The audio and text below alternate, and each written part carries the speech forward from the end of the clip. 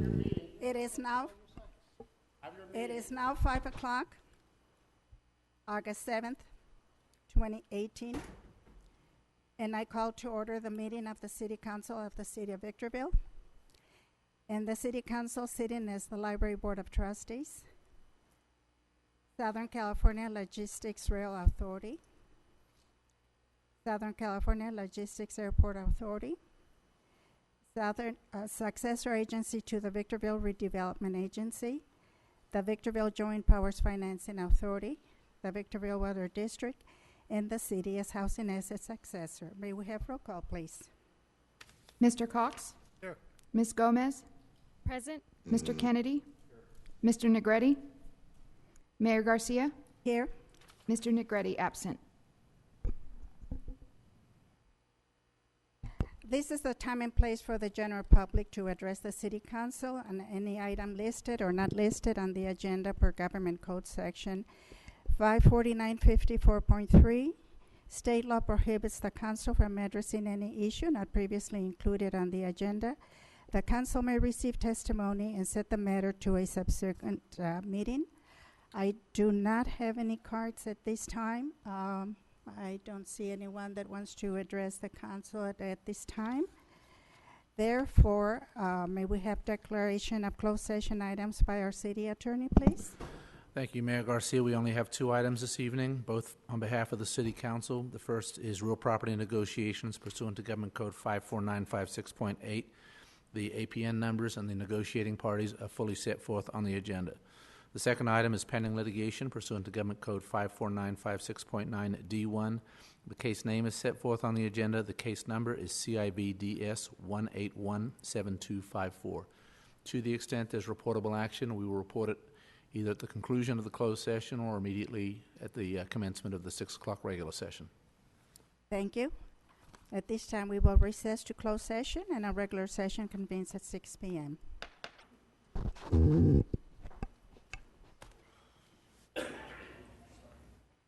Good evening. It's now 6 p.m., August 7th, 2018.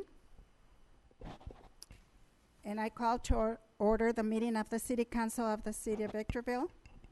And the City Council sitting is the Library Board of Trustees, Southern California Logistics Rail Authority, Southern California Logistics Airport Authority, Successor Agency to the Victorville Redevelopment Agency, the Victorville Joint Powers Financing Authority, the Victorville Weather District, and the city as housing as its successor. May we have roll call, please? Mr. Cox? Here. Ms. Gomez? On. There you go. Mr. Kennedy? Here. Mr. Negretti? Mayor Garcia? Here. Mr. Negretti absent.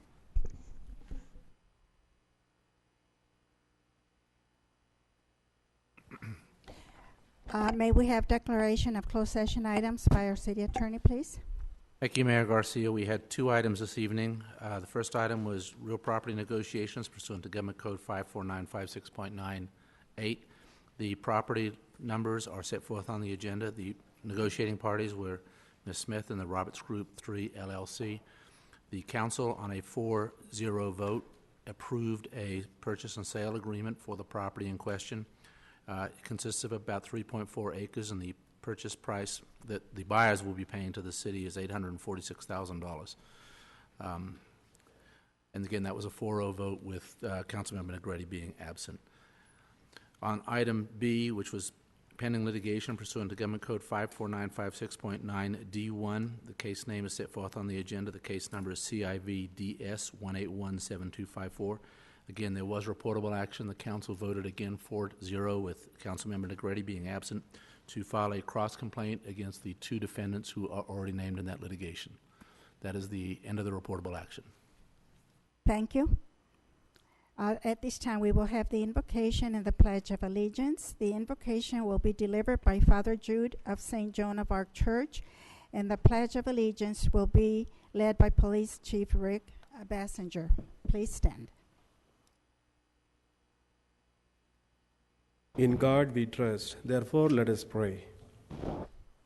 God of all creation, we thank you for this day and the many blessings we have received. We thank you for our city of Victorville and all who serve it. As this city council gathers to deliberate and decide on matters so important to the present and future well-being of Victorville, bless and guide its members through the grace of your Spirit. Help them each to set aside petty concerns that together they might best serve the common good of Victorville's residents and honor the purpose for which they were elected. At this meeting begins this evening, I pray for each person here. Give each person clarity of mind, creativity, compassion, due diligence, integrity, and a sense of humor. Give them listening ears and thoughtful words.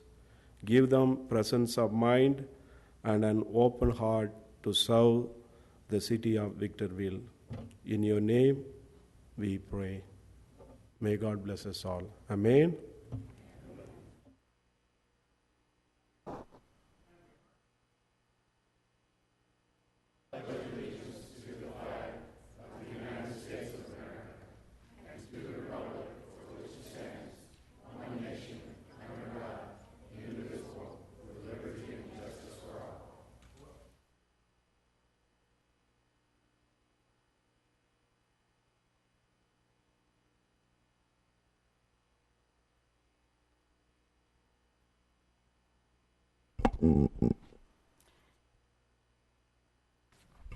This evening, we do have the swearing in of Division Chief Fred Stout by Fire Chief Greg Benson.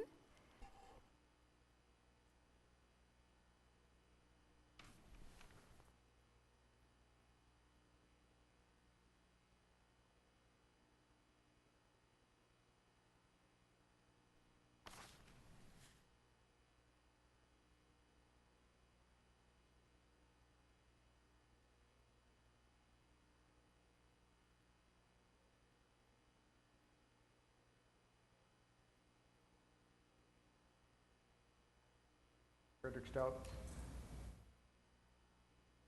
Do solemnly swear that I will support and defend the Constitution of the United States and the Constitution of the State of California against all enemies, foreign and domestic. and the Constitution of the State of California against all enemies, foreign and domestic. That I will bear true faith and allegiance to the Constitution of the United States That I will bear true faith and allegiance to the United States and the Constitution of the State of California. and the Constitution of the State of California. That I take this obligation freely without any mental reservation or purpose of evasion. That I take this obligation freely without any mental reservations, purpose of evasion. And that I will well and faithfully discharge the duties upon which I'm about to enter. And I will willfully and faithfully discharge the duties which I'm about to enter.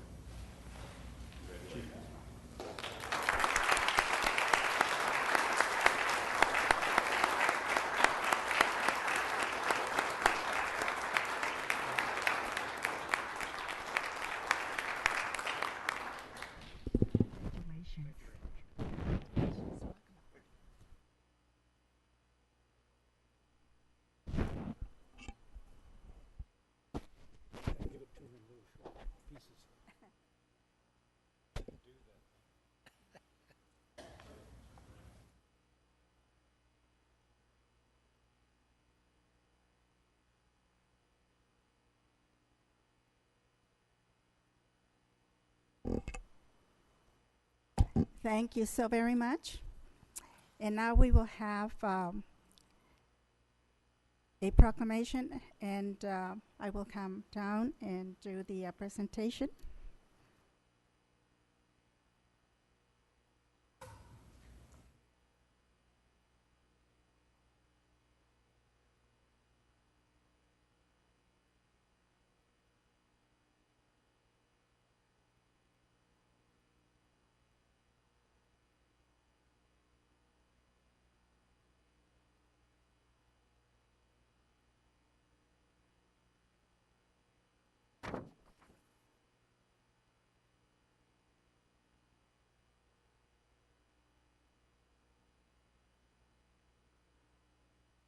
This is quite an honor. At this time, I will have Deputy Chief Lucia and Captain Bassinger please come forward and join me.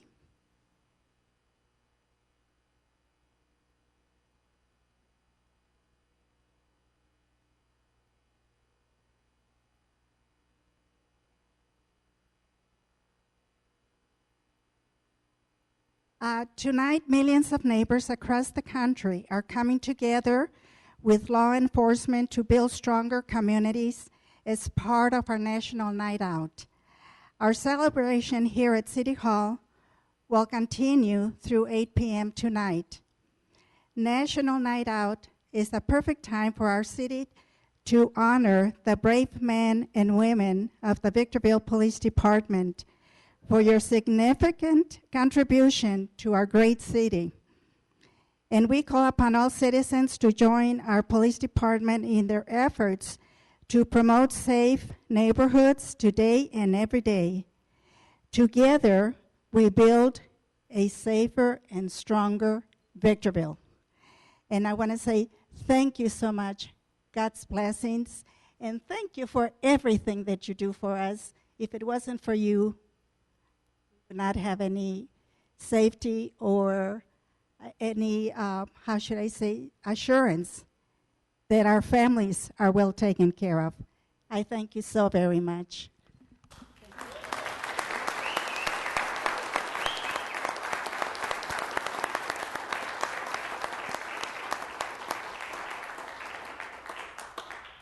And I will read this proclamation before I present it to them. Whereas community relies upon courage, professionalism, and selfless service of the men and women of the Victorville Police Department and each and every day. Whereas the city of Victorville is strengthened through partnerships that bring our police and citizens together in our neighborhoods and throughout our community. And whereas the Victorville Police Department invites the community to join them for National Night Out at Victorville City Hall, the first Tuesday of August each year. And whereas National Night Out brings neighbors and law enforcement together to increase safety and to strengthen our sense of community. And whereas this is the 35th anniversary of National Night Out, and 38 million neighbors in 16,000 communities throughout the United States will participate in this campaign, united in their shared vision for safer communities.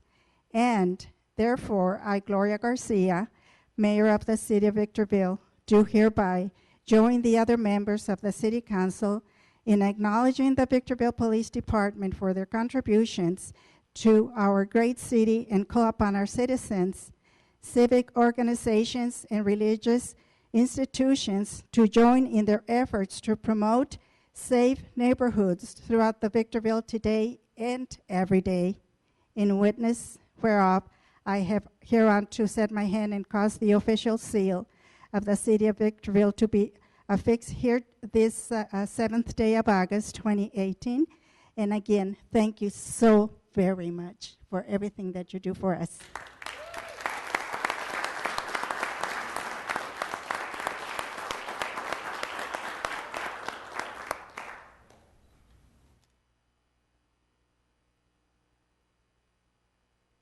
We really do appreciate you so much. Thank you.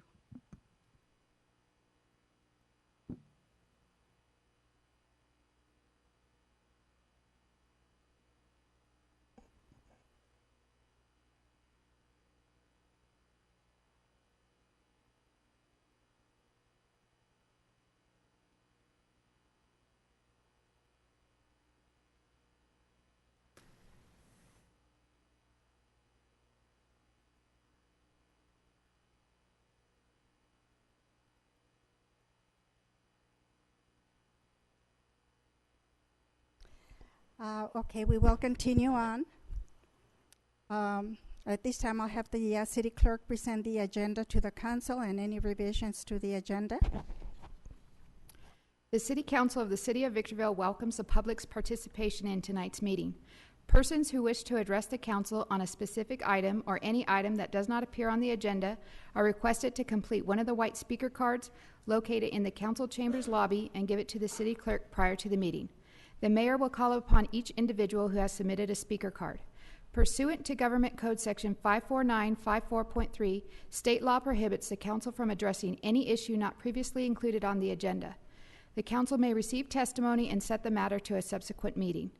Comments made during the public hearings, written communications, or public comment sections of the agenda are to be limited to 3 minutes per speaker or less, as deemed necessary by the mayor. Communications are to be addressed directly to the city council. Individual comments to staff or members of the audience are not permitted. Any person or group who interferes with the conduct of a city council meeting by willfully interrupting and or disrupting the meeting is subject to removal. A peace officer may be requested to assist with removal should any person or group fail to comply with an order of removal by the council.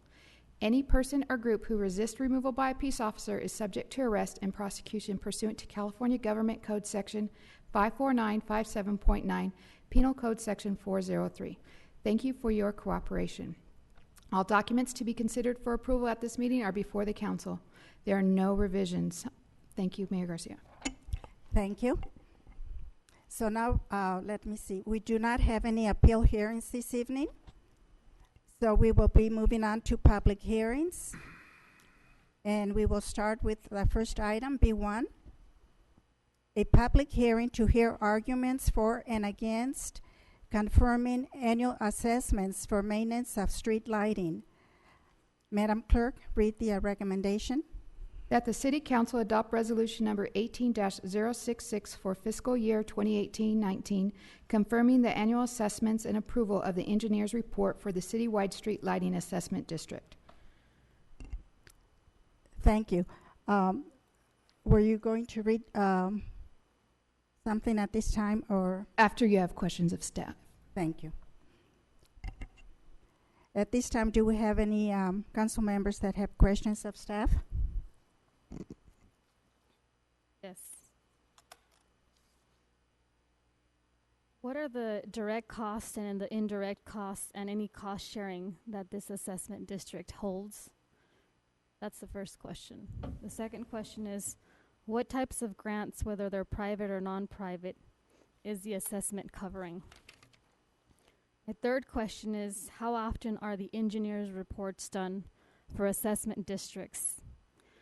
The next question I have is, in regards to this district assessment, what modifications were done in 2018, 2019 reports that can be compared to the 2017, 2018 reports? And my final question is, what's the process or the steps that the city of Victorville takes in order to look at the supportive areas where we're spending these monies in these districts?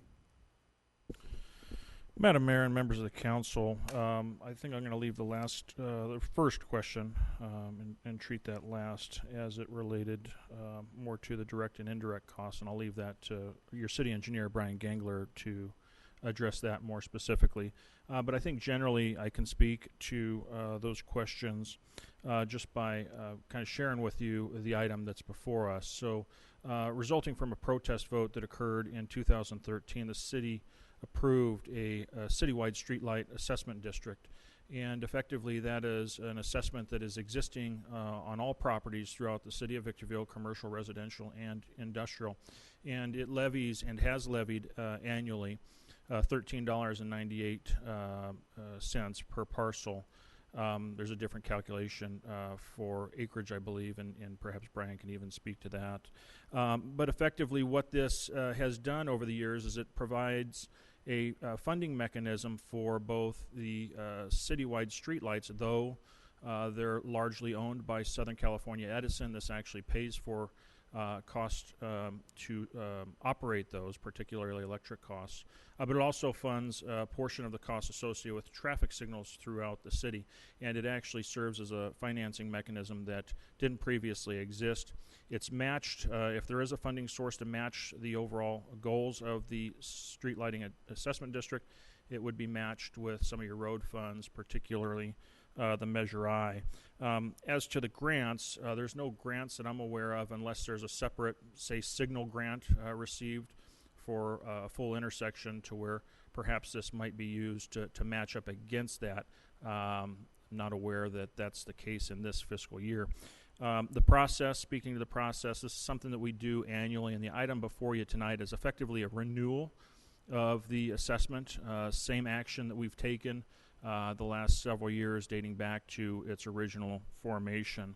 As to the capital improvements, we do assess annually the cash available to fund direct and indirect costs, which are largely administration costs, overhead costs, but also capital. And throughout the year, just as we undertake a citywide capital improvement program for all of your infrastructure, whether it's roads, curbs, gutters, sewers, storm drains, street lights no different. We will identify projects that we think that are of benefit or perhaps needed.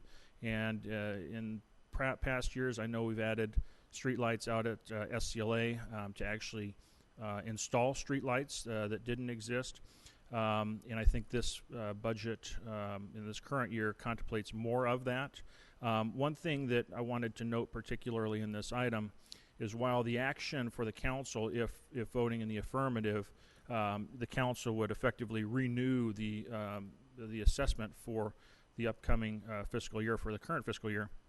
One thing that we've identified in here after doing the cash analysis is we do believe there is a sufficient cash fund balance to where if the council so desired from a policy perspective that it could take on an additional enhancement to the street lighting system, one that we've identified based upon community feedback and listening to the community is in the Old Town area, generally between the areas of 6th and 8th, Forest and D.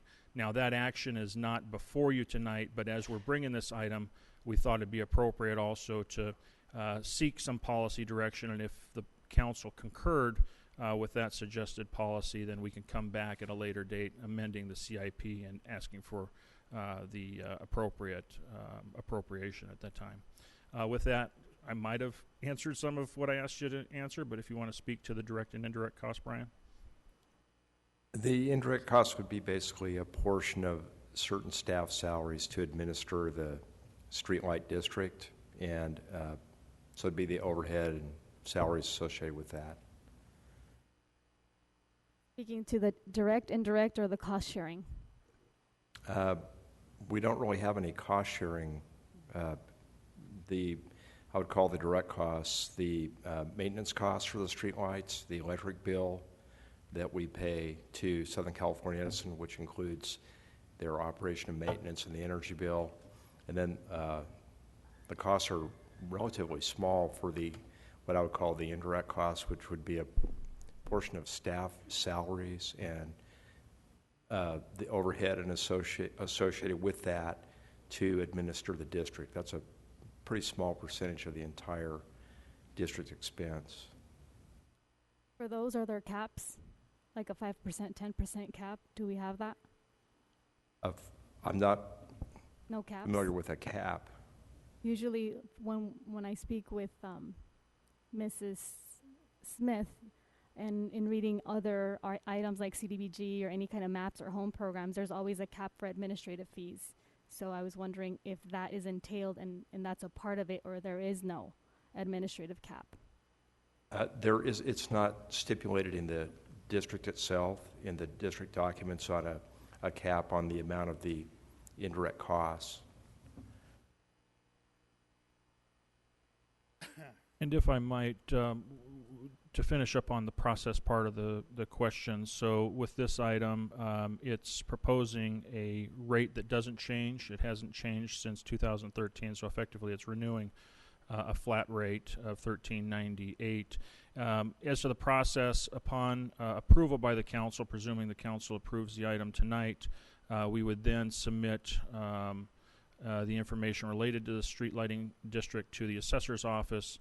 That's due to the assessor's office by August 10th, and then with that, then the assessor's office would initiate the levy for the forthcoming property tax bills of the current fiscal year. And then one other thing, would you be specific about the process that the city administration along with engineers look at to prioritize what area in our square footage of 72 miles we look at and prioritize? Well, there are only some very limited areas in the city where the streetlights are not owned and operated by Southern California Edison. Virtually all the lights in the city are SCE lights.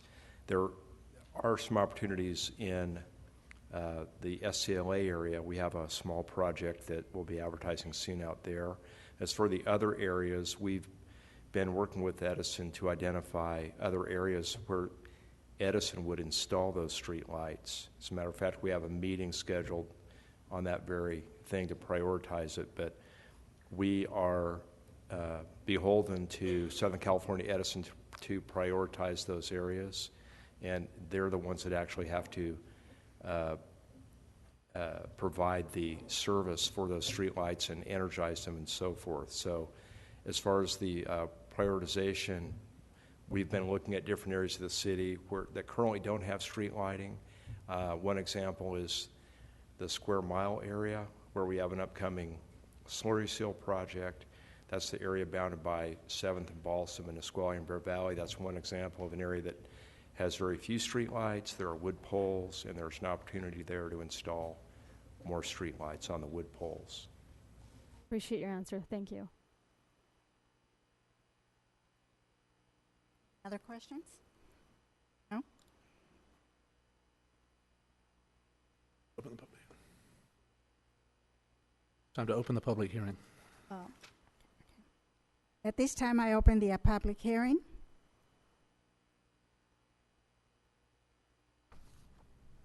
And I do have some speaker cards.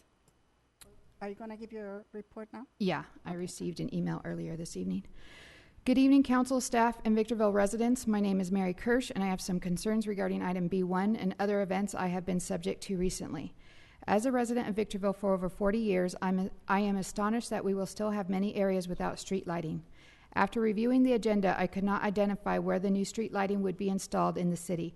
I reside near the intersection of Hickory and Sitting Bull, adjacent to Nisqually Road. The intersection currently has no lighting and has a history of accidents. In addition, crime is increasing in this area, and we have had 2 murders in the vicinity as well. Is there a process or data collection system to identify the areas that require lighting? I would like to have a copy of the methods used in this determination, but look forward to finally have a well-lit neighborhood. Several older residents are in the same area that don't even drive a vehicle. The second issue pertains to Victorville City Code Enforcement. Last month, a code enforcement agent stopped at my residence regarding trash bags by the front entrance of the property. These bags were not present and must have been a product of illegal dumping. However, I found it suspicious that code enforcement stopped to inquire about garbage bags, yet have not addressed any of the properties in the immediate area that are blatant code violations. I went to City Hall today and also again addressed the issues, and of course I was told it's being worked on. How many more months are things just being looked into? Each department I went to knows of these issues I am addressing, yet nothing is done. I request it to be done for the safety and well-being of my neighborhood as a citizen and resident. I also hope that just because I am bringing this to your attention, I am not one to be considered a selective code enforcement victim. Please perform an evaluation process. Thank you for your time. Mary Kirsch.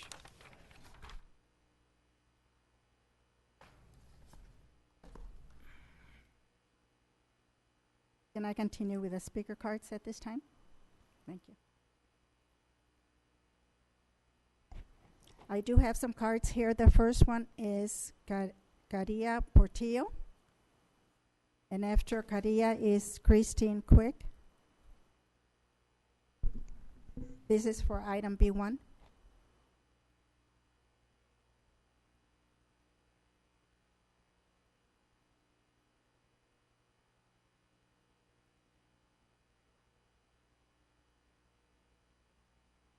Hi, my name is Carla Portillo, and I'm youth advisory for the FAMSPOT. And I was requesting more lights on Old Town Victorville, so it'll be a... Excuse me, can you move the mic closer to you so we can hear you? Thank you. So it can be a safer spot for Old Town Victorville, and it also will be safer because there's more lights and there won't be more there won't be more stuff happening around, like around Victorville, because there's not that much lights, and most of the lights from Edison are broken, or they're not turning on, they're flickering. My street, Forest, across the street from my house, there's a light that's not working. It's flickering off and on, and when it's off, it's really, really dark, and we can't see. So I was just requesting for more lights in Victorville. Thank you. Thank you. Christine Quick, and after Christine, Brian Harrington, maybe?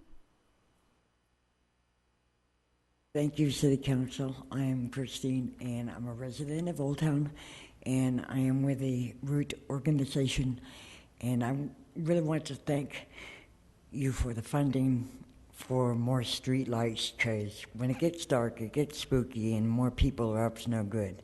So the street lights are going to be a big, big benefit. Thank you very much. Thank you. And after Brian, Stephanie Pearson.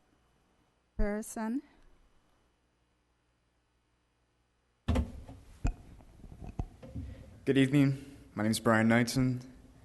I'm part of the Youth Advisory Program, where we help out the homeless youth and plan out community events. And I just wanted to thank you all for putting in the time and work for installing these new lights for the community, because I really want to make this community a lot more safer. And yeah. Thank you. Stephanie?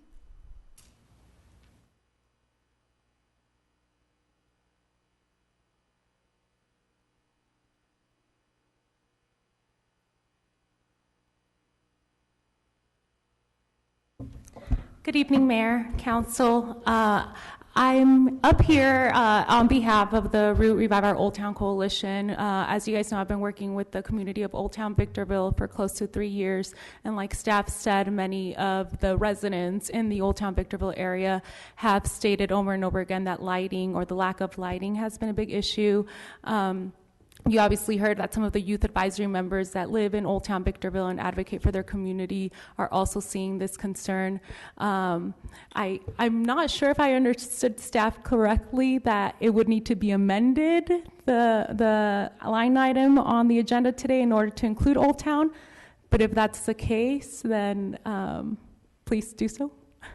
So anyway, I sound like a broken record, and I think we all do here and for the Root Coalition, but we would really much appreciate investment in our infrastructure, and specifically lighting. I think anybody from law enforcement to any of the other staff members can attest to how lighting can be such a big tool to prevent crime and address safety concerns. So if that's an investment that you guys can make sooner rather than later, we would greatly appreciate it. Thank you. Thank you. Those were all the cards that I had. So at this time, I close the public hearing.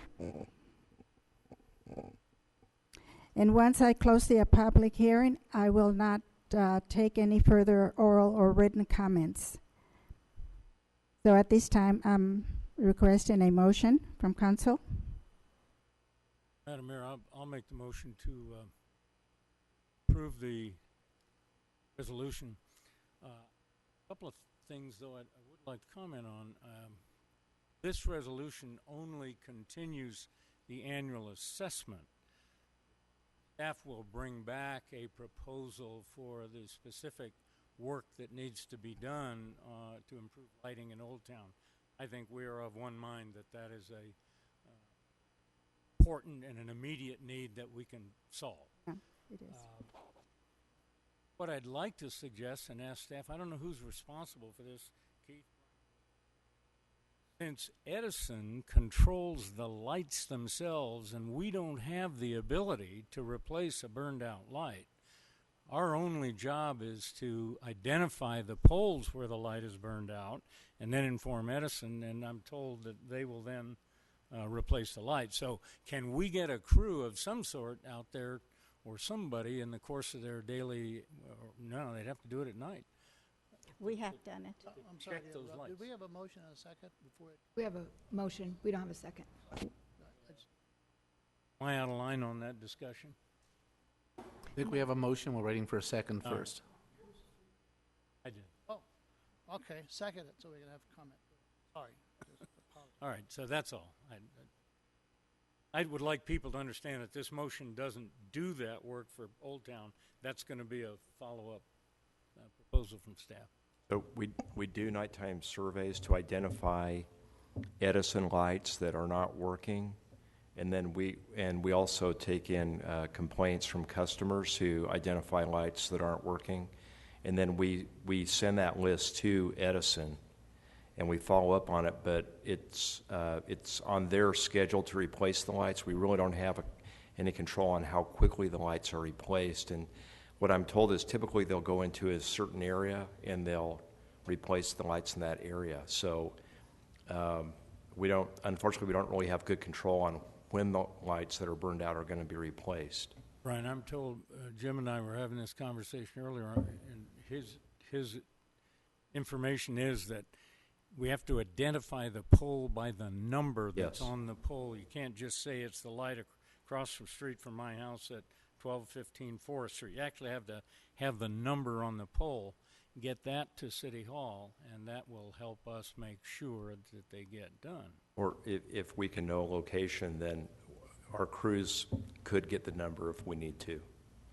And we'll do whatever we can to push Edison along on that. I have a motion by Mr. Kennedy. Just a second. Oh. Jim has some. In regard to the streetlight, about a year and a half ago, I took the mayor on a tour of a specific area. As I recall, there were 24 streetlights that were out. Waited 3 months? 3 months, and there were still 24 streetlights that were out. Then we waited 6 months, and We there kept were going back. 18 streetlights were out.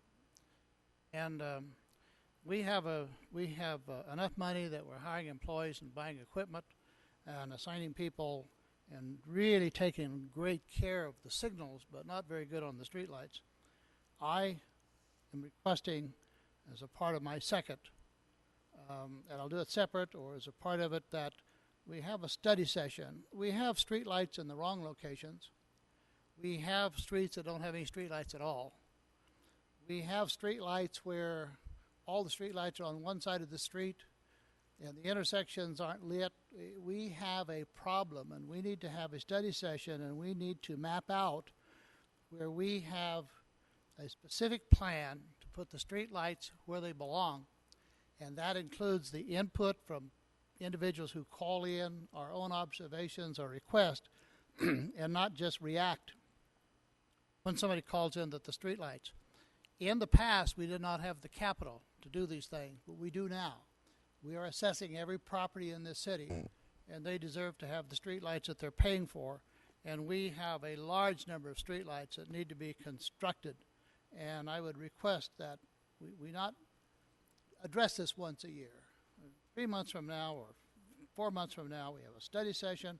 We put all the information, we amend the budget, and we give staff direction on areas that we need to complete, because otherwise I'm going to guess that this time next year we're still going to be promising downtown we're going to look into the streetlights, and that's not sufficient for downtown or any other place in the city that needs streetlights. So I would hope that we would agree to that, and that way we can clearly give staff direction as to what is needed for the city regarding lighting the streets so we can have a safer city. I'd like to include that direction in my motion. And just so that staff is clear, the recommendation on the staff report is to go ahead and approve this item, adopting a resolution which would continue the assessment, understanding from Mayor Pro Tem to bring back at a later date a forum where we can perhaps plan better, which I think is a great idea. I think that it actually feels necessary to me. The one suggestion that was in the staff report was, in addition to the recommendation, if the council concurred with at least pursuing Old Town, give us the direction tonight in that regard, we could come back likely at the next council meeting with an amendment to the CIP and a budget so that we can at least start moving forward so that's done in this fiscal year and still conduct the planning sessions. I think there's sufficient capital funding available to take on some more projects. I think as a sub-motion and from a policy perspective, I would amend the recommendation, and I would like to see that the reports and the studies of 6th Street and 8th Street and Forest and D Street by the next council meeting. And this is an addition to what Kennedy proposed. That requires a second. I will do so. That's an amendment because those are the areas that need to be looked at fairly quickly. Just to speak to the comment about studies, there are not any official studies. We have not undertaken any official studies in Old Town. We have done some visual inspections. We've certainly listened to the public in their continued requests, and responding to those requests, the city engineer and his crew has gone out and inspected and confirmed the belief that they're necessary. But if studies are something that the council would like, staff would not be opposed, but I think that might be best to come out of the workshop that we would structure so that we can focus on a larger CIP for streetlights. For purposes of clarification, I believe, Blanca, you amended the motion. We need a second on that amendment. That would include both of Mr. Kennedy's suggestions that there be a workshop and the staff's recommendation that we bring something back on Old Town at the next meeting. And then, Blanca, you also indicated you wanted, what was it you wanted on your study group as well. So the motion would include adoption of the resolution and those 3 additional items, if we get a second on that motion. Mr. Cox. Second. Motion by Ms. Gomez, seconded by Mr. Cox. Any further questions or comments?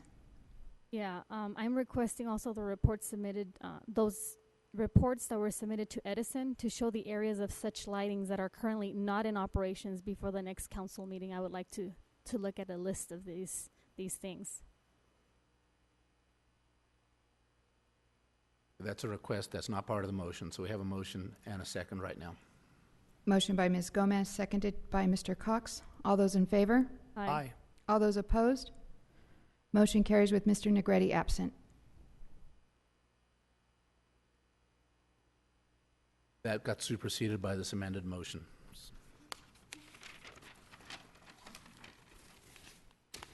Okay, now we move on to consent calendar. Consent calendar items C1 through C7 can be approved with one motion unless there is an item that needs to be removed for discussion. Approval of the consent calendar. Second. Motion by Mr. Kennedy, seconded by Mayor Garcia. Any further questions or comments?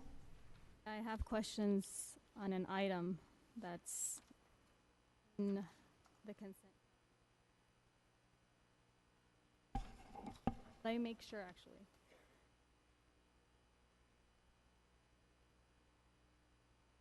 Yeah, I do. It's the first item.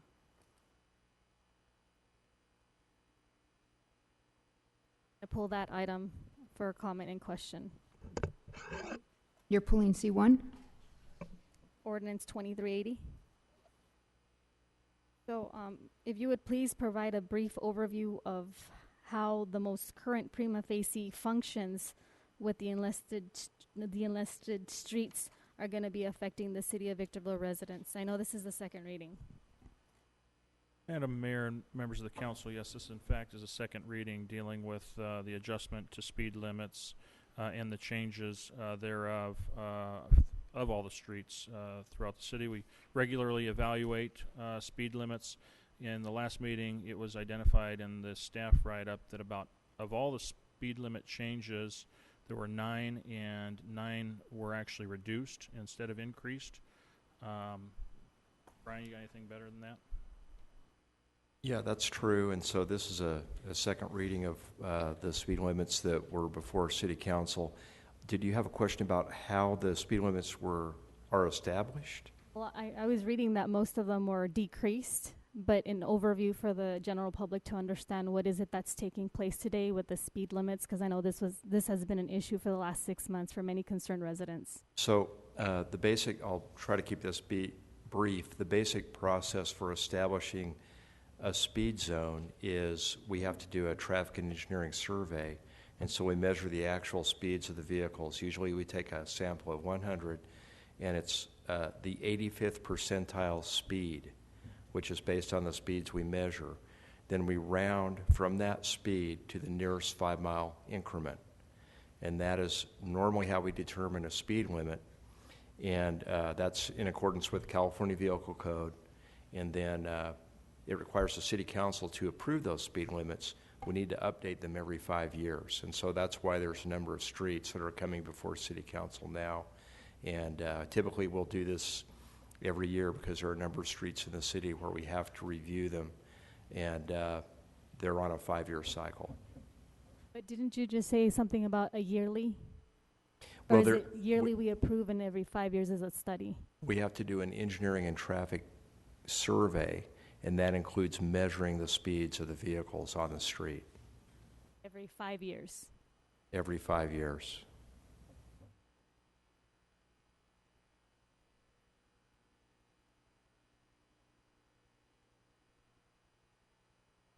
Have a motion on.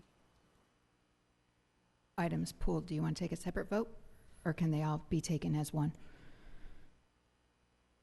Gomez, do you want that item voted on separately, or are you okay with including it in the whole consent? I'm fine with including it. Okay, so the motion now is for the entire consent calendar.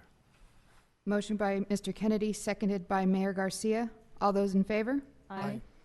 All those opposed? Motion carries with Mr. Negretti absent. Now we move on to written communications. Item D1, piggyback lease purchase of 2 2018 Type 1 pumpers for the City Fire Department. Madam Clerk, read the recommendation.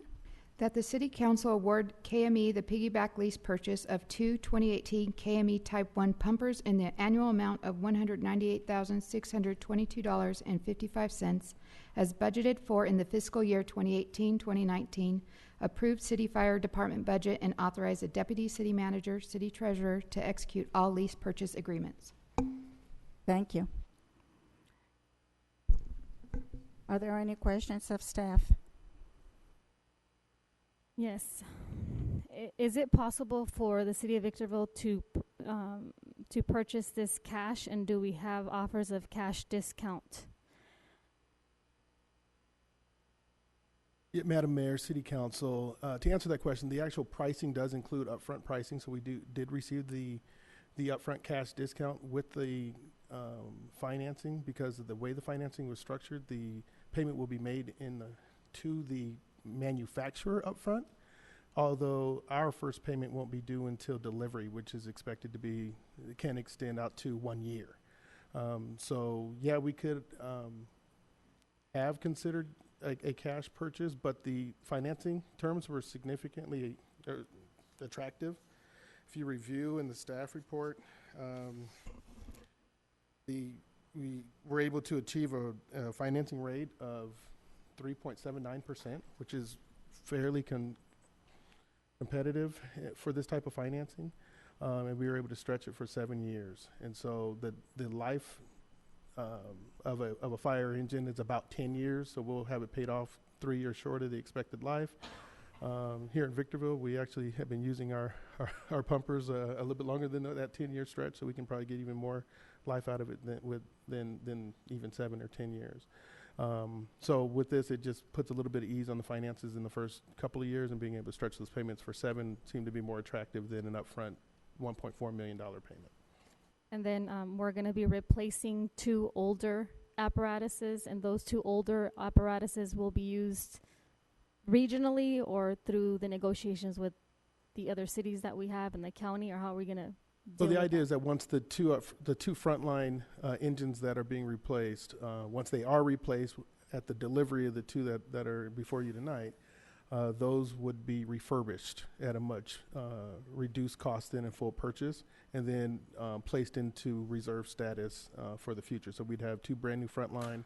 The city recently acquired a 3rd frontline engine a few years ago through a grant, and so that would be 3 fairly new frontline engines, and then now we'll have 2 fully refurbished that would take place after that. Thank you. No further questions.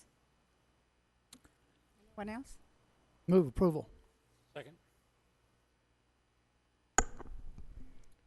Motion by Mr. Cox, seconded by Mr. Kennedy. Any further questions or comments?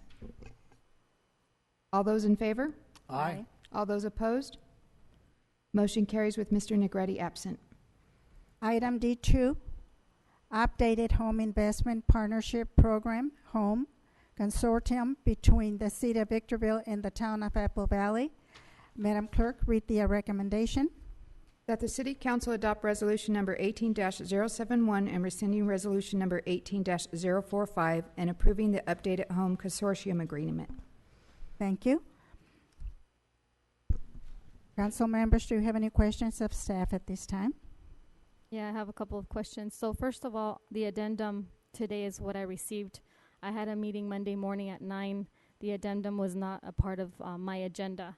So I'm not sure what the process was, but I didn't receive this addendum until this evening when I got here at 5. And it's not a part of the agenda, the 72 hours within the time allotted that we received it. So I want to make sure that's a part of the record and you know that that's what's happening.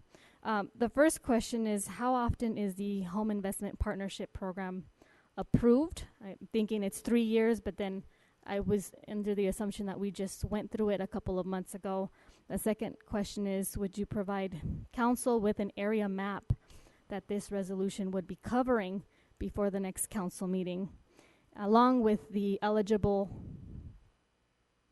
activities that this map program approves? My third question is, what % of the city is under the home program? So I'm looking at an aerial map and thinking, what % is this area being covered? 10%, 15% of our city? And then the last question on this item is, who is the program administrator? And then I'll follow up with something else. Okay. First off, the timeliness of this agreement, it's every 3 years. What happened was we made amendments to the agreement at the June hearing, and then HUD is asking for revisions. They have specific language that they want in the agreement. So this is just modifying 2 small sections of the agreement regarding the term and also the automatic renewal of this agreement. The home program is actually anyone that's within the city limits would qualify.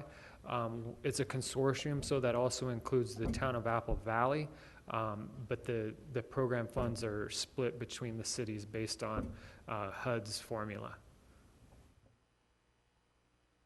And then finally, there's what I'm going to call the 90-10 rule. Would you explain the 90-10 rule in regards to the use of program income and provide the areas of where these program incomes originated? That's 13.3, use of home program income. So the 90-10 is referred to as the administrative cost. So as you mentioned in a prior item, the 10% max would be used for administrative fees to administer the program. The activities that would be covered and where the program originated.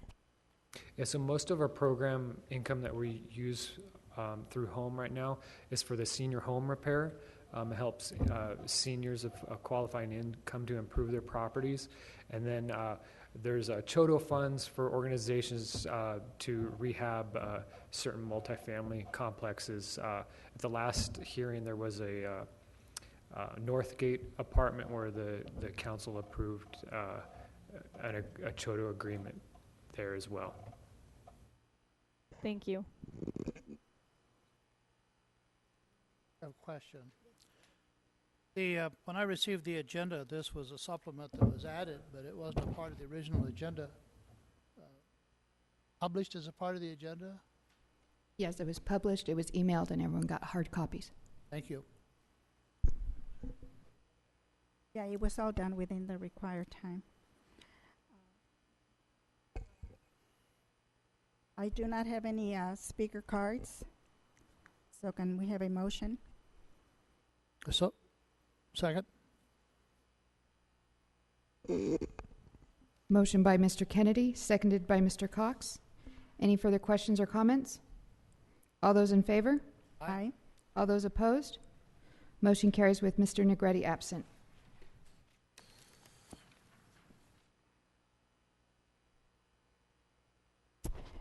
We will now have our public comments. And I do have several cards. Did you want to read the statement first before we start? This is a time and place for the general public to address the City Council on any item listed or not listed on the agenda. Per Government Code Section 54954.3, state law prohibits the Council from addressing any issue not previously included on the agenda. The Council may receive testimony and set the matter to a subsequent meeting. Comments are to be limited to 3 minutes per individual or less, as deemed necessary by the mayor, depending upon the number of individuals desiring to speak. All communications are to be addressed directly to the council, not the members of the audience. This is a professional business meeting, and courtesy and decorum are expected. Please refrain from any debate between audience and speaker, making loud noises, or engaging in any activity which might be disruptive to the decorum of the meeting. Any person or group who interferes with the conduct of City Council meeting by willfully interrupting and/or disrupting the meeting is subject to removal. A peace officer may be requested to assist with removal should any person or group fail to comply with an order of removal by the council. Any person or group who resists removal by a peace officer is subject to arrest and prosecution pursuant to California Government Code Section 54957.9, Penal Code Section 403. Thank you. The first card that I have is Terry Caldwell, and after Terry will be Yvonne Moshek.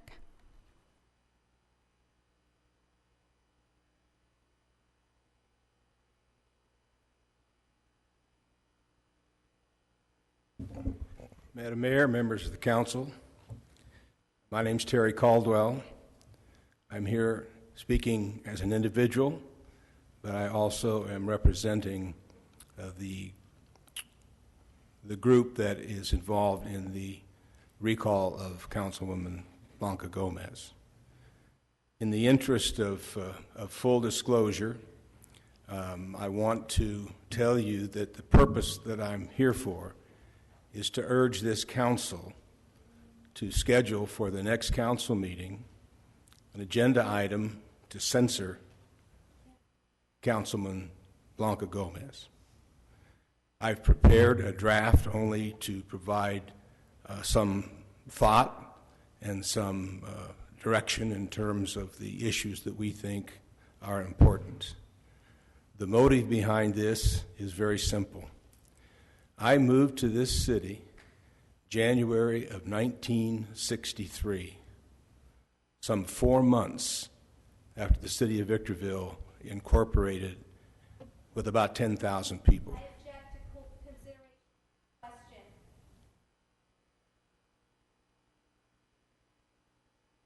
Contagion. Terry. The city has had a great trajectory of growth and prosperity over all these years. The men and women who've occupied these council seats have been dedicated to the effort of building a prosperous community, creating jobs, and bringing in the resources necessary for this city to grow. Now, because of the actions of Councilwoman Blanca Gomez, this city's image is being tarnished. Your jobs of trying to convince business and industry and finances to come here to invest and to help build the prosperous future that we all want, and most importantly, to create the jobs necessary to keep our young people here and to allow them to grow and prosper, is being hindered. You cannot go out into the business world and convince people, businesses, industries, to come to Victorville and invest money. They all read the papers, they all watch TV, they all see the disaster and the chaos as being brought to this community by the actions of Councilwoman Blanca Gomez. And so the purpose of this resolution, hopefully you'll agendize it and consider it, is to have the 4 members that are not engaged in this kind of chaotic conduct on record as not being supportive of what she is doing and, in fact, condemning her actions. And so I would like to submit this draft resolution for the council's consideration. I'd respectfully request that it be agendized for the next council meeting, and we'll see where it goes from there. But the purpose is to try and lift Time is up. This city. Thank you. Thank you. I will have you removed if you don't have her removed. Have her removed. Have her removed. I'm not going to tolerate this. Have her removed. I will not have any more interruptions.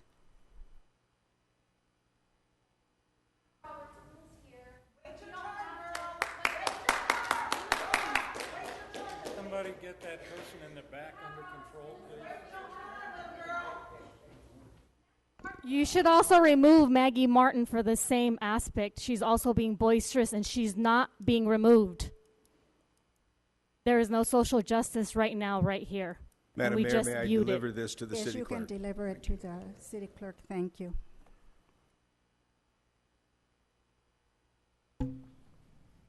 Yvonne Moshak, and then after Yvonne, it's Deanne Hudgens.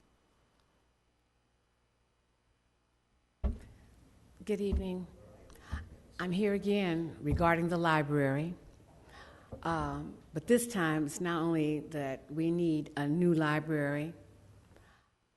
I want to talk about the homeless people that are hanging out. It's very bad. It's very dangerous. Daytime, afternoon, they're there. There should be something that you can do to remove the homeless people from the library, the parking lot. I mean, they're all over the place. Perhaps you could get with the other cities and send them over to the air base, the old air base. Something has to be done about the homeless people that are just really becoming very dangerous. And I really would like one of you to call me and let me know what you plan on doing, because we can't have people being accosted or having people come into the restaurants.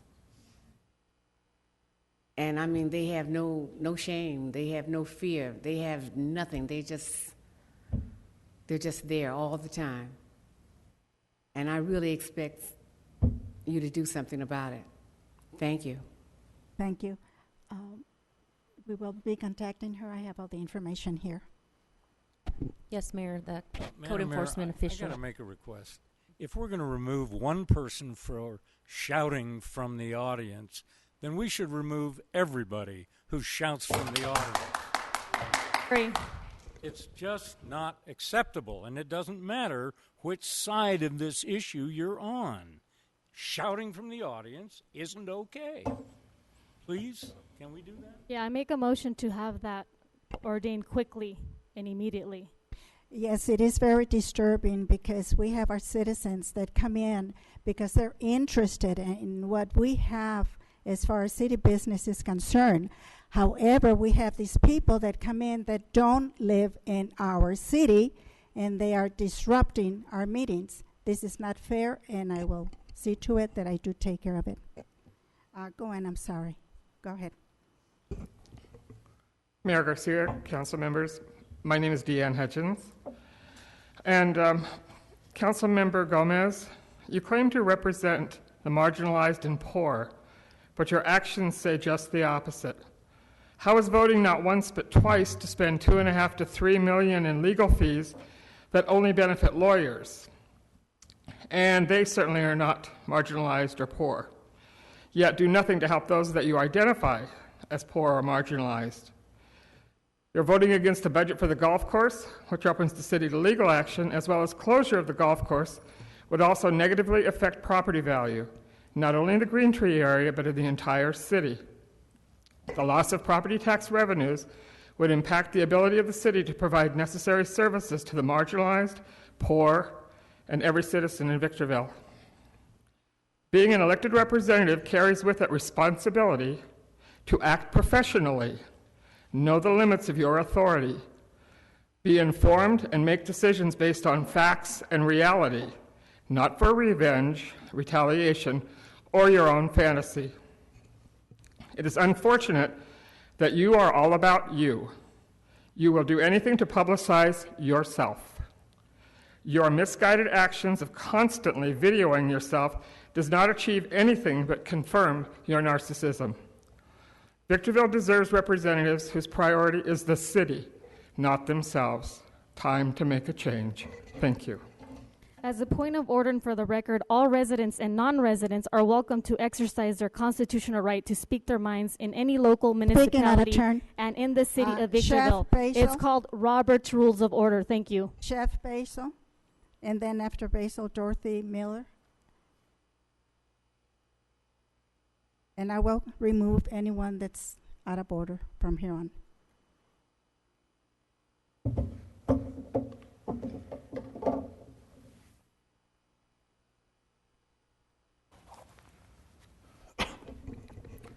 Good afternoon, Mayor and Council. I'm Chef Basil, United States former Army, graduate from the Cordon Bleu Culinary, and former homeless. I'm here today to thank the mayor and all the community people that supported me. A lot of you read the story about me last Monday or Tuesday, and everything you read in there was true. I was homeless. I lost my freedom for 13 months in prison. I have PTSD, ADSD. I was a total wreck. And sometimes when I'm cooking, I'm still a total wreck, according to my wife. So I'm here to just say thank you because, and I'm glad I heard the young lady speak about homeless. When you do decide to do that, I would like to be on that committee because I know what it feels like to be homeless. The reason why I don't have any socks on, my wife said wear socks, it still bothers me a little bit. But to go from homeless, prison for 13 months for a stupid mistake I made, to now be where I'm at. As you all know, as some of you know, I won the gold medal last week, not only for the USA, for California, but for Victorville. I won the medal, a former homeless person who did 13 months for making a mistake. But from that mistake, I had a good wife that cleaned me up, just like the veterans. People always ask me, what type of woman would marry somebody who was homeless? Well, to me, a very kind woman, a kind woman. And so today I printed something the other day, but I wanted to give, I told my wife that when they called my name first from the United States of America, all I could think about was when you gave me that hug, when you gave me that encouragement the week before when I was at the chamber. And that meant a lot to me because, sometimes when people find out you're a former homeless or been in jail, they don't say thank you for your service. But I'm a damn United States Army veteran, and I'm proud. And I'm proud that the veterans came and helped clean me up, too. So as a veteran, what we normally do, when someone helps you or brings you back to life, we have a policy of never leaving a man or a child behind. And the mayor did not leave me behind. So we always try to give them something that means most to them. And to me, other than my gold medal here that I won for Victorville, my championship, 30 seconds. My championship bag, I would like to give to the mayor because of those kind words that she said before I left. Oh, and I also know you were a beauty queen back in the day too. So I would like to just give this to show a proud former homeless veteran my appreciation of my championship bag. Thank you so very much.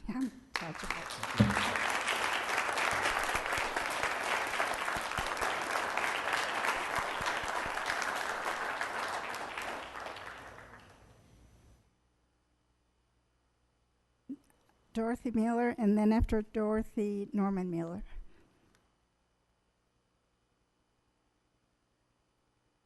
Hello, Mayor and Council people. I said people.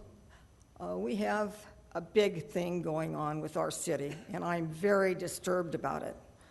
I mean, we have a council member that I was told is getting more stipends than the rest of them, and I don't know if she's getting stipends when she goes to all these Hesperia meetings or not, but I'd sure like to find out.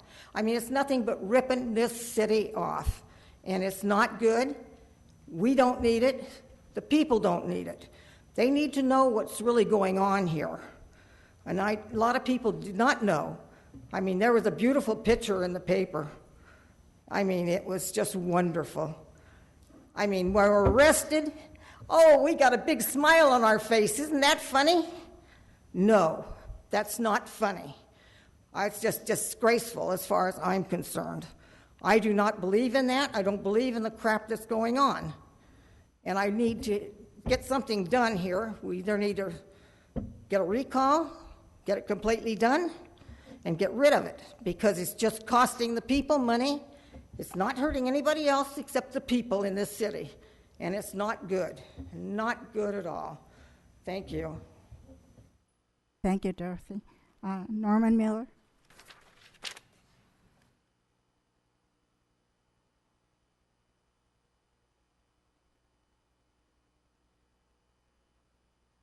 Mayor, council members, my name is Norman Miller, and I'm just thinking that we could probably make these meetings go a lot quicker if we could get the answers to a lot of the questions that are being asked at these meetings by Ms. Gomez at the at the city hall, where the staff members are, and she can get the answers at that time, not here in the public debate. Instead, she's out there at other city halls getting arrested, which is really a good sign for the city of Victorville to have their council member arrested. I think that's a big disgrace and it needs to be eliminated. Thank you. Thank you. Alejandra Diaz. Good evening, City Manager. I wanted to put it on record that my rights are being respected by you, Mayor Garcia, not once, not twice, but 3 times. Every time that somebody want to speak out the truth or not agree with your ruthless, how can I say, tyrannic ideology, you put them out. You're not fair to everybody. I'm American citizens and I have right, and you have violated those twice, 3 times. The last time that I was here, you throw me out, you point at me like I was a criminal. I'm not a criminal. I just wanted to express my opinion. I think that you need to be more human, more respectful to all the people and respect the rights.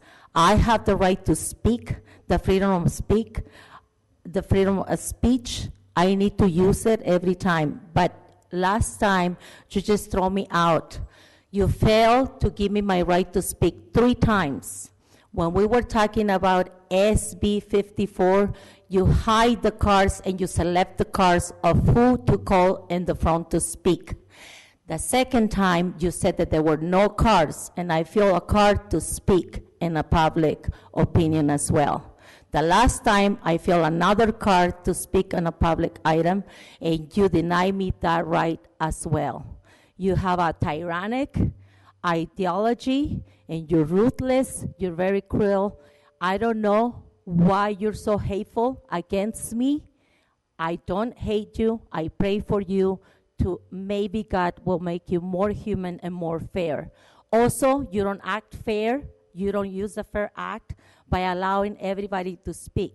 When somebody misrespect that you don't like, you ask them to remove from the place. But other people can yell, can mistreat us, misrespectful us. But if you like him, as the people that you like, you don't ask them to be removed. And that is very unconstitutional. Thank you. Thank you. Maggie Martin. and I do not select the cards. They're given to me, and I call them out. I see what I see. You're not going to deny Oh, you see what I have here? Good. The last time you did. Thank you. No need to antagonize. Thank Point you. of order. Maggie?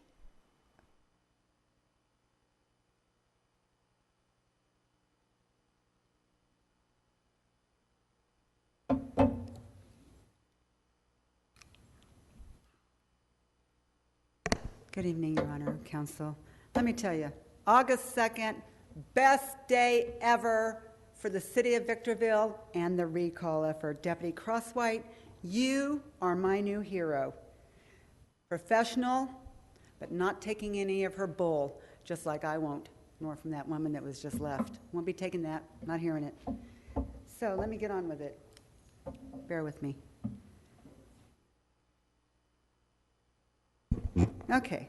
Of course, this is directed at Blanca. She can look down at her computer or cell phone or do whatever, she twiddle her thumbs. Okay. First of all, here's a handy-dandy hint, Blanca. Don't ever return to the scene of your crime, adding insult to the injury you already grossly inflicted on those people in Hesperia. That's just stupid, sister. There's no way other way to say it. Resist arrest? You've got to be kidding me. Don't even try to deny it like you did on the video. I saw it with my own eyes. That deputy taking your phone made my day. Okay, next. You didn't even respond to the recall petition according to law. Personally, I just think I'm sorry, one moment, please. Personally, I just think you must be illiterate and can't follow written instructions. By the way, I'm wondering, what is your primary language? Because you can't even write a coherent, grammatically correct sentence in English, which is evidenced right here on her response to the recall petition. You need to hire someone to proofread for you, as evidenced also. I'm sorry, this is incoherent here. The last thing here was, I'm concerned. You know what? My mind is still wrapped around June 5th, when each of you were going around saying your words of respect to Russ Blewett, and this is what I heard, and I cannot get this out of my mind. She's going to give her 3 minutes of silence to honor his respect. What the hell does that mean? Really? What does that mean? Do you even filter and listen to what you're saying when you're speaking? And the last thing is, I want to know, how does it feel to be on lockdown? Because you're on lockdown, in here and out there. Thank you. Thank you. Jim Granger, and after Jim, Diana Esmeralda, but she's not here. No. So. As a point of order, you had her removed with a police officer. Jim Granger. He's not here. Al Cotillo.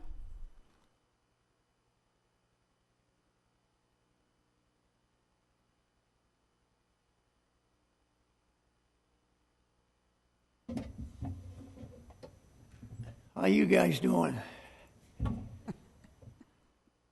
I'm mad as hell at all you people. I got a dog that got pepper sprayed from the golf course through a fence and pepper sprayed the hell out of my dog. I told you that the last time I was here. My dog isn't the same dog I had before the pepper spray.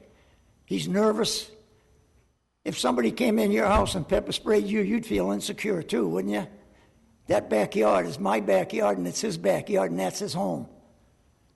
He lives in the house too, but in the backyard, that's his home. No security. We don't have any police there ever. You never see them there unless they get called. There's no police on the roads. It's not their fault. You don't have enough cops here. What's wrong? My dog, I may have to put him down. I have the pepper spray all in me. The doctors tell me this ain't regular pepper spray. It has a lot of other chemicals in it. And they don't know what the chemicals are. And they can't cure me, and they can't cure my dog. He's been to the vet twice. Today it cost me $400 for another vet. And I've had him bathed twice at PetSmart, and they said he was loaded with pepper spray and chemicals. Now, I might have to put my dog down because you don't have no security on the golf course. And I don't want the golf course to close. I would like to sell my house and get the hell out of here and go to a place where it's safe. It's not safe over there. And I can't sell my house because I can't lie to people and tell them that the golf course is there. I can't tell them that. I don't know whether the golf course is going to be there or not. So I'm not going to lie to anybody, so I'm stuck there. And I don't know what you guys are doing, but you're not hiring enough cops. You're not doing what you're supposed to. We're supposed to be number one. And to me, we're number 10 or 12 or 13. You can't blame the captains because before he was here, this place was just as bad. Before Sam was here, this place was a zoo. Before Sam was here, there was all kinds of crime. It doesn't seem to ever stop. It's getting worse all the time. So what are you going to do about it? No answer. Okay. You guys got to wake up, man. I don't know, you guys probably all live in great neighborhoods. I thought that was a great neighborhood when I moved in. I got a beautiful view of the golf course, and I love it. I don't want the golf course to close. But, man, you got to get us some security. There's no security out there at all. I mean, none. The only time there's a cop out there is when they get called for something. They don't patrol. And when people see cops patrolling, you have 30 seconds. There'll be a lot less crime than there is now. But there's never cops patrolling because there's not enough cops here. And all you guys want to do is raise our taxes for this and for that. And you got all this room over here, that beautiful park over there where they have concerts. You could have concerts with 20,000 people and make a lot of money if you knew how to do it, but you don't. You got to hire a promoter and let him do the work and pay him. Your time is up. Somebody keeps interrupting me. Who is it? Time is up. Huh? Your time is up. My 3 minutes is up? Yes. And you're very good at that. Sorry about that. Okay, thank you. Some security, will you please? Yvonne McKinney, and after Yvonne will be Ramon Rodriguez.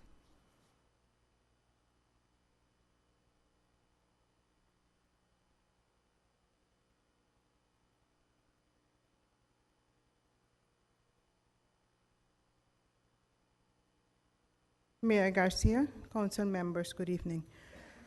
My name is Yvonne McKinney. I'm a practicing physician, family practitioner here in Victorville. I was here before this council asking and begging for help with the homeless people. I recently got a letter from the code enforcement telling me that I store junk and debris, my language is not English, so please forgive me. Debris on my property. I encourage camping on my property. I have 2 properties here in Victorville, one on 7th Street and one on Desert Knolls. We have been paying private securities. We have asked the police to help us, and we have some police members here who have come to my properties. I have signed orders to remove homeless people when they are on my property. But I get a letter now, it's my problem. I have called code enforcement. I have spoken to Mr. Duran and several people there at code enforcement, and I was told it's my problem. So I'm asking if it can be placed on the agenda for the next meeting, something to be done with helping property owners who are trying to make Victorville a better place. Help us with the homeless people that we have. I don't think it's my problem, it's our problem. And we have been dealing with the problem, and I'm not getting help from the city. And it really hurts that, I was asked to move. There are better places to practice medicine. I have chosen to be here in here on Victor Street because I think our people need us. But I need your help to stay in Victorville. Thank you. Thank you. Ramon Rodriguez? Or Ramiro? I think it's Ramiro. Okay.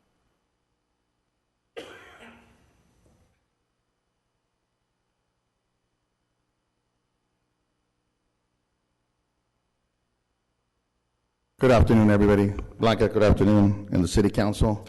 Thank you so much for giving us the opportunity to speak here, especially in public comments. Blanca, I'd like to thank you for everything you're doing. I know you have a lot of stuff going against you and everything, but don't listen to that. That is just to distract us from actually paying attention to what is actually happening.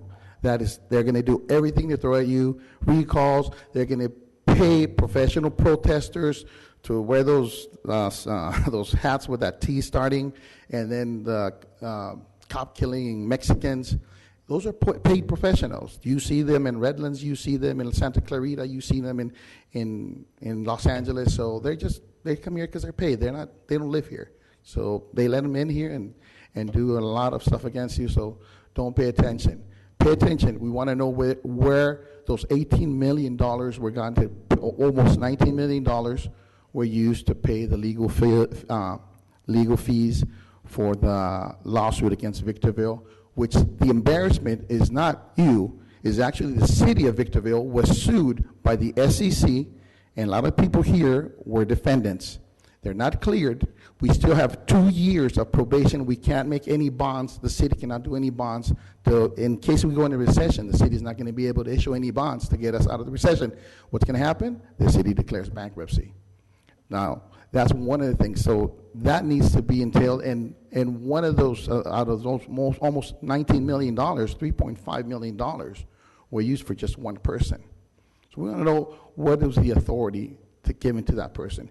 The city, there was a city attorney get any of that money. So, and then what else? What happens with that individual, with that independent counsel, and they uncover something? So that's one thing. The second thing, to me personally, Victorville is not a retirement city anymore. The median age, and if you can check it out on all the census, is 29.3 years. So it's not a retirement city anymore. It's changing, and not to be offensive or anything, but I see other city councils, and the median age up there is about 40, 39 years old. So we appreciate that people put a lot of good service in it, but the face of this city is really changing quickly. So we need to move to think more ahead. I know we have a golf course. Maybe it's good, maybe it's not, but I know the people walking out of the golf course can say they want it, but what if you go to Eagle Ranch? What if you go to Walmart? What if you go somewhere else and ask them what they think? It's our money, you being used to maintain it. So anyways, Blanca, thank you so much, and don't pay attention to all these hating people. You're doing a good job, and you're helping a lot of people. Not everything you help people is you put up on YouTube, whatever. So thank you very much. Thank you.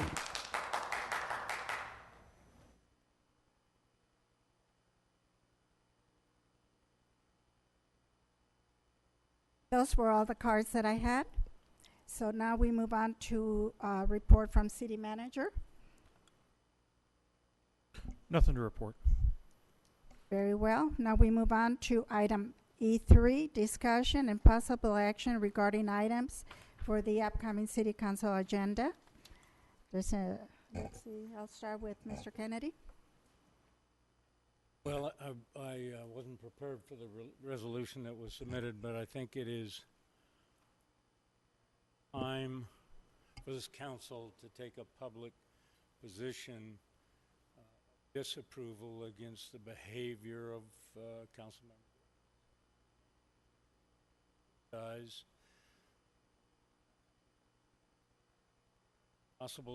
discussion and possible action,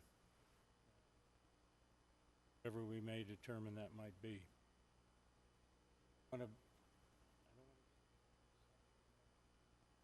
Complicated. We don't need to go there. I think we just need to make a public statement. So that's what I'd like to agendize. Is there a second?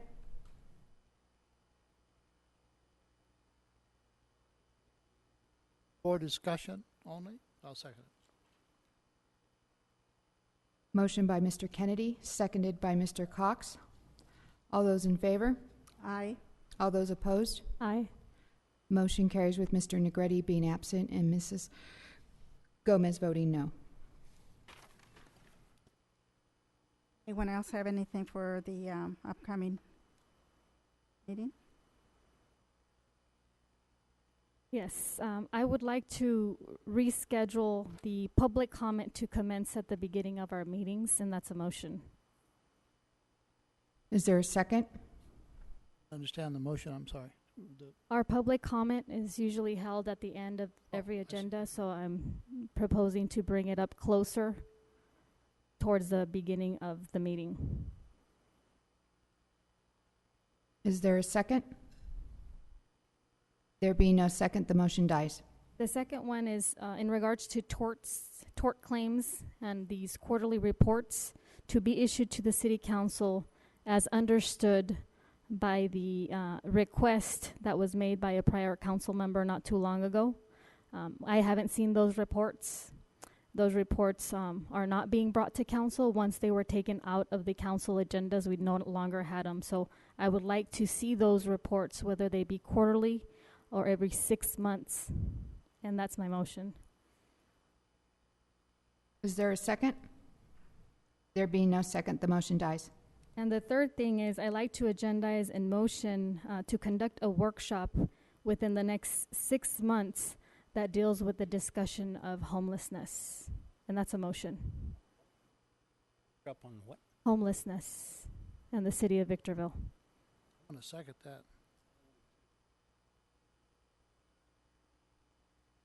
Motion by Ms. Gomez, seconded by Mr. Cox. All those in favor? Aye. All those opposed? Motion carries with Mr. Negretti being absent.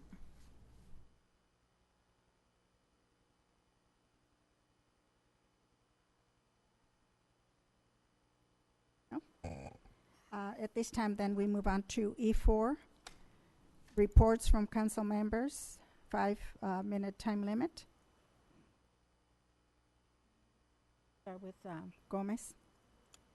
So I like to continue to encourage the community to be involved in all the council meetings, whether you can be here in person or you watch us live online. Unfortunately, sometimes we do have a tendency with administration to edit and tamper with our tapes. Hopefully, as you continue to watch online, that will deter any of these methods to occur. So I do encourage your participation heavily. The other thing that I would like to add is not only coming to council meetings, but also the election process to make it democratic.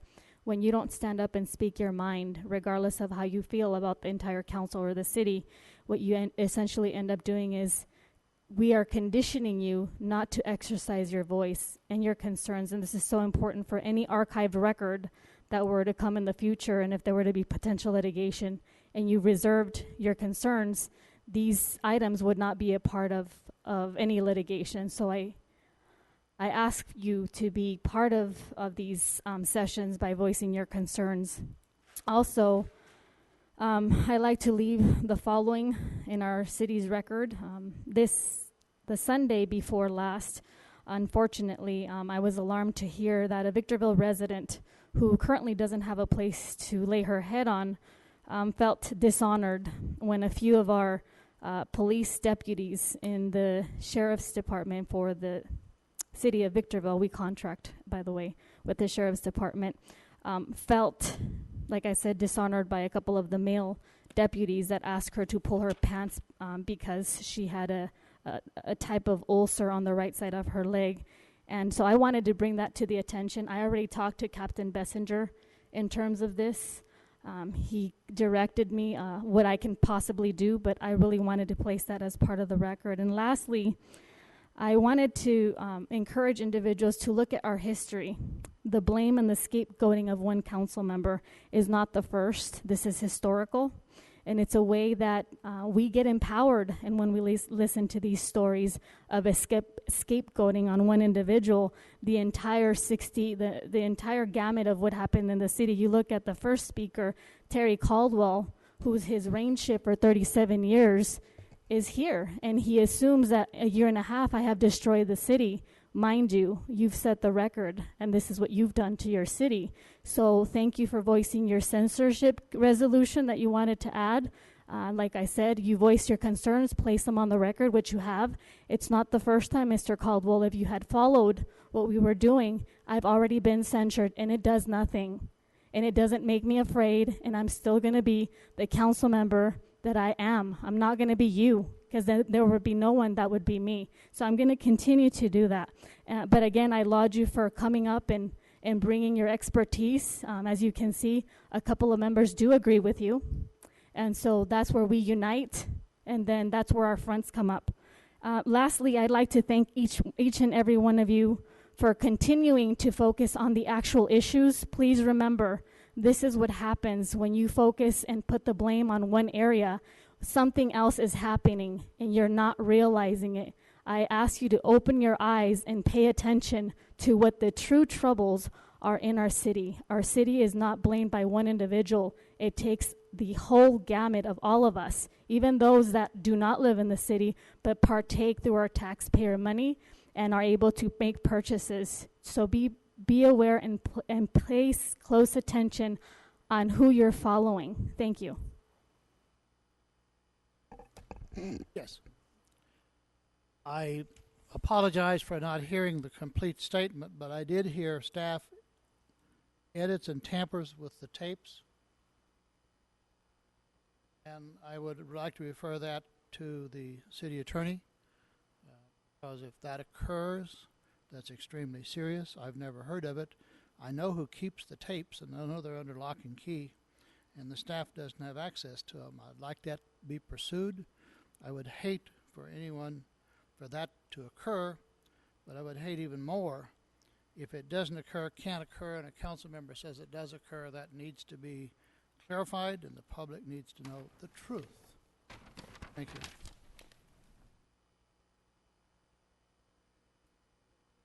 Just a comment. We know how to help homeless people who don't want to be homeless anymore. We have countless programs, federal, state, county, even the city is attempting to participate in a housing project with the county. We know how to help homeless people who don't want to be homeless. The problem is, and I'm sick about the situation at the library. People come to the library and they're accosted by panhandlers or whatever they're after. You know, can't make homelessness illegal, I don't think. I think that would be a violation of our Constitution, and I'm just sure we can't do that. But we can make behavior illegal, and maybe in our workshop we need to look at some of the behavior that's going on among homeless people. Maybe that's a way to approach the problem. Nobody knows what to do about it. Nobody does. Think we have a problem, go live in L.A. Live in San Francisco. Orange County if you can afford it. But homelessness is just, it's the most troubling, unyielding problem I think we've ever dealt with in this country. I can't think of anything that's been quite the same. But I will tell you this, we have serious issues in this city, and we need serious people to deal with the real problems in this city. We don't need publicity hounds. We don't need grandstanding. We don't need false issues.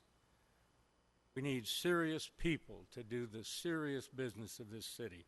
And I hope everybody remembers that as we approach this next election. Yeah.